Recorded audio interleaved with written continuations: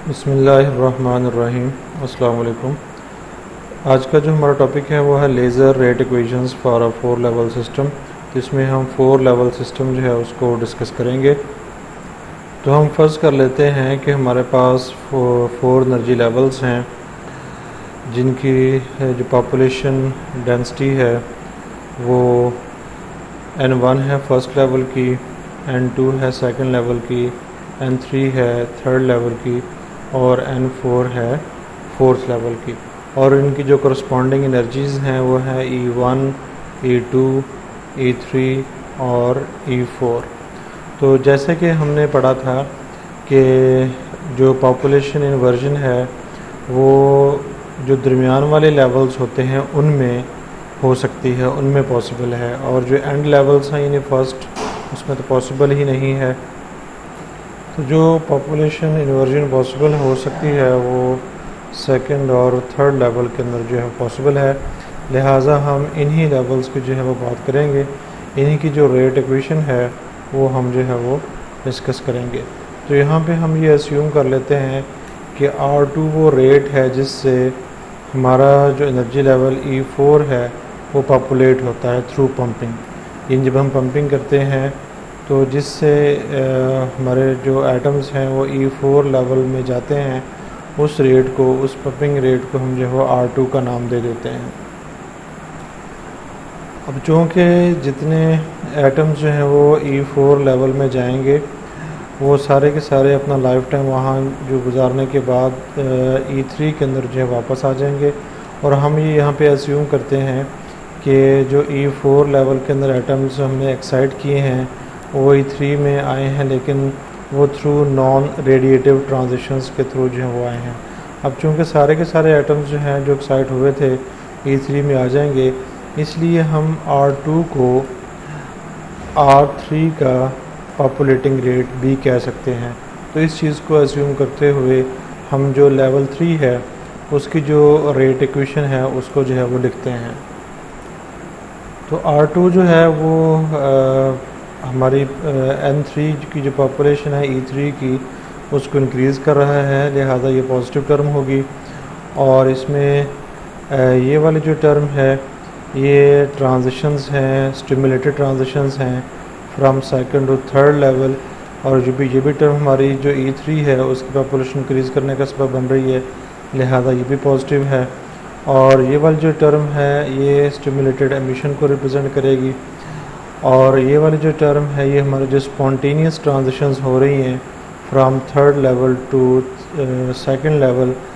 अब चूँकि इससे हमारी जो पॉपुलेशन है वो डिक्रीज़ होगी थर्ड लेवल की, लिहाजा ये वाली जो टर्म है ये नेगेटिव होगी। तो ये हमारे पास जो है जो रेट इक्वेशन है वो थर्ड लेवल की वो आ जाती है।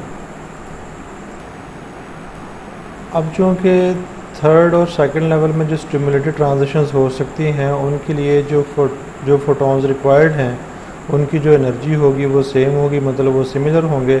लिहाजा हम कह सकते हैं कि दोनों ये जो पंपिंग रेट्स हैं इनकी जो वैल्यू होगी वो सिमिलर होगी, क्योंकि फोटॉन्स जो हैं वो सिमिलर होंगे। लिहाजा जब हम इनकी वैल्यू यहाँ पुट करते हैं और कॉमन लेते हैं तो हमारे पास इक्वेशन नंबर 1 जो है वो आ जाती है। और इसके बाद जब इक्विलिब्रियम स्टैब्लिश हो जाता है कि स्टडी रेट जो है पैदा हो जाता है, तो नेट जो ट्रांजिशन है rate of change of number of atoms और थर्ड एनर्जी लेवल उसकी जो वैल्यू होगी वो ज़ीरो होगी। तो जब हम इस चीज़ को ज़ीरो के इक्वेट करके इक्वेशन लिखते हैं तो हमारे पास ये रिज़ल्ट आ जाता है और हम इक्वेशन नंबर 2 तक जो है पहुंच जाते हैं। तो सिमिलरली अगर हम ये एज्यूम कर लें कि जो R1 है वो रेट है जिसके थ्रू हम अपने सिस्टम को पंप करके जो एनर्जी लेवल्स हैं, जो एटम्स हैं, उसको एनर्जी लेवल E2 तक जो है वो लेके जाते हैं। बिल्कुल वैसे जैसे हमने अभी E4 और E3 की बात की थी उसमें R2 लिया था, तो इसी तरह जो लेवल 2 है उसका जो पंपिंग रेट है, नेट पंपिंग रेट, उसको हम R1 कह देते हैं, जिससे उसकी पॉपुलेशन जो है वो इंक्रीज़ होती है। जो एटम्स पंप होके अपर लेवल में जाएंगे और फिर वो जो है डी एक्साइट होकर सेकंड लेवल में आएंगे, तो जो उनकी तमाम की जो नेट पंपिंग रेट है उसको हम R1 कह देते हैं। और ये टर्म जो है ये हमारे पास शो कर रही है transition between third and second level, जो उसकी पॉपुलेशन को इंक्रीज़ कर रही है, स्टिमुलेटेड ट्रांजिशन। और ये वाली जो है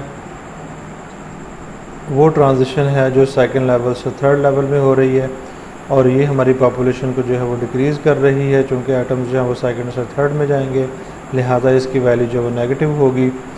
और ये वाली जो टर्म है ये हमारे पास है स्पॉन्टेनियस ट्रांजिशन, जो कि थर्ड से सेकंड में हो रही है। अब चूँकि इससे हमारी पॉपुलेशन सेकंड लेवल की बढ़ेगी, इसलिए ये टर्म पॉजिटिव है। और ये हमारे पास जो है वो ट्रांजिशन है, स्पॉन्टेनियस ट्रांजिशन है from first to second to first level, जिसकी वजह से हमारी पॉपुलेशन जो है वो डिक्रीज़ होगी, तो इसलिए ये टर्म जो होगी वो नेगेटिव होगी।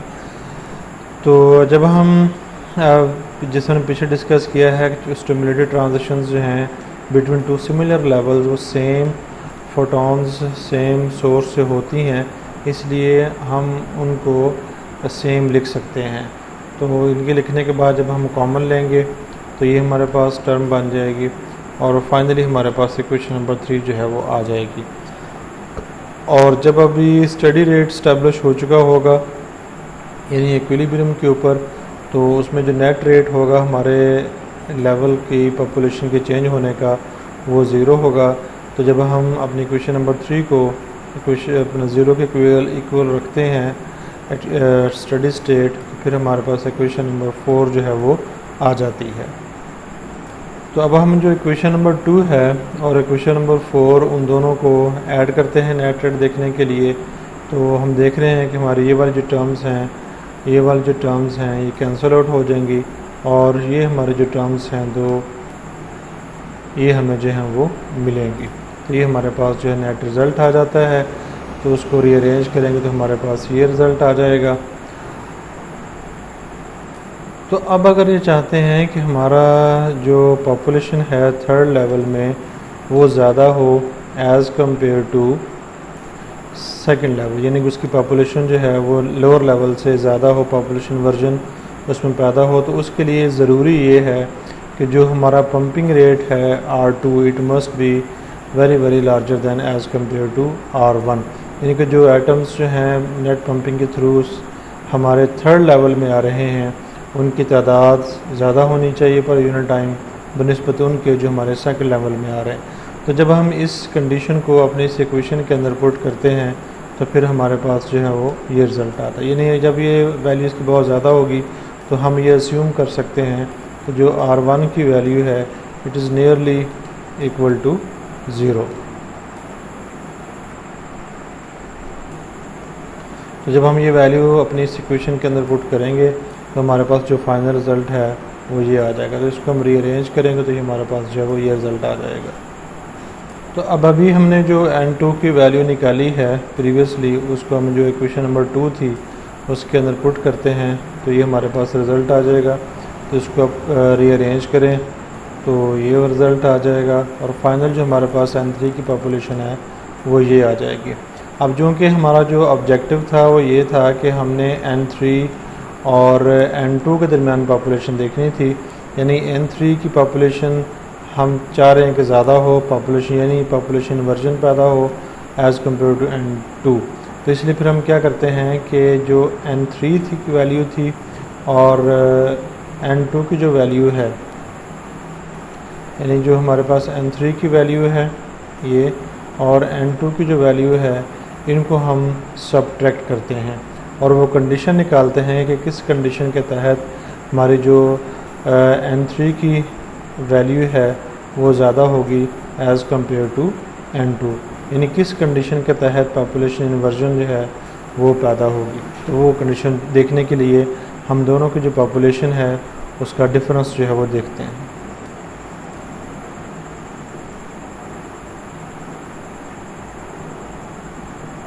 तो फाइनली हमारे पास जो रिज़ल्ट आ जाएगा इक्वेशन नंबर 6 जो है ये आ जाएगी।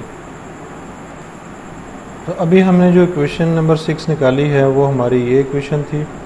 तो हमारा जो ऑब्जेक्टिव था वो ये था कि हमने ये देखना है कि जो सेकंड लेवल है उसकी पॉपुलेशन कम हो और जो अपर लेवल है उसकी पॉपुलेशन जो है वो ज़्यादा हो, यानी पॉपुलेशन वर्जन पैदा हो। तो इसकी वैल्यू पॉजिटिव उसी वक्त हो सकती है जब इस इक्वेशन के अंदर जो ये वाली टर्म है t1 t2 minus t1 t21 minus t32, जब ये टर्म जो है वो ग्रेटर दैन ज़ीरो होगी, पॉजिटिव होगी, तो तब ये पॉसिबल है कि हमारी जो पॉपुलेशन है वो ज़्यादा हो। और अब अगर ये जो स्टिमुलेटेड ट्रांजिशन रेट्स जो स्पॉन्टेनियस ट्रांजिशन रेट्स हैं, अगर इनकी ये कंडीशन फुलफ़िल होती है तो फिर हमारे पास, अगर हम उनके लाइफ टाइम को देखें तो फिर हमारे पास ये कंडीशन मिलती है, क्योंकि जो स्पॉन्टेनियस ट्रांजिशन रेट्स हैं वो अपने करस्पॉन्डिंग लाइफ टाइप्स के इन्वर्सली प्रोपोर्शनल होते हैं। इसका बाकायदा मैथमेटिकल प्रूफ है। तो हमारे पास ये इक्वेशन जो है वो आ जाती है अगर जब हम उनके लाइफ टाइम देखते हैं। तो इन लाइफ टाइम्स को जब हम देखें तो हमारे पास ये नज़र आ रहा है कि जो ट्रांजिशन रेट का टाइम है from second level to first level, it must be lower as compare to जो ट्रांजिशन लाइफ टाइम है from third level to second level.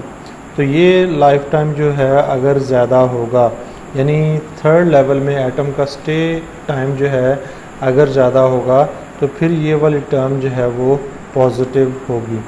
और अगर ये टर्म पॉजिटिव है इसका मतलब ये है कि हमारा जो थर्ड लेवल है उसमें पॉपुलेशन जो है इन्वर्जन पैदा की जा सकती है। तो जो 4 लेवल सिस्टम है उसमें इस कंडीशन का होना ज़रूरी है। तो हर वो 4 एनर्जी लेवल सिस्टम जिसके अंदर ये कंडीशन फुलफ़िल हो, जिसके अंदर कोई थर्ड लेवल ऐसा मौजूद हो जिसकी जो लाइफ टाइम है as compare to usual life time of energy levels वो ज़्यादा हो, तो उसके अंदर पॉपुलेशन इन्वर्जन जो है वो पैदा की जा सकती है। लिहाजा उसके अंदर जो लेज़र है वो भी पैदा की जा सकती है। शुक्रिया।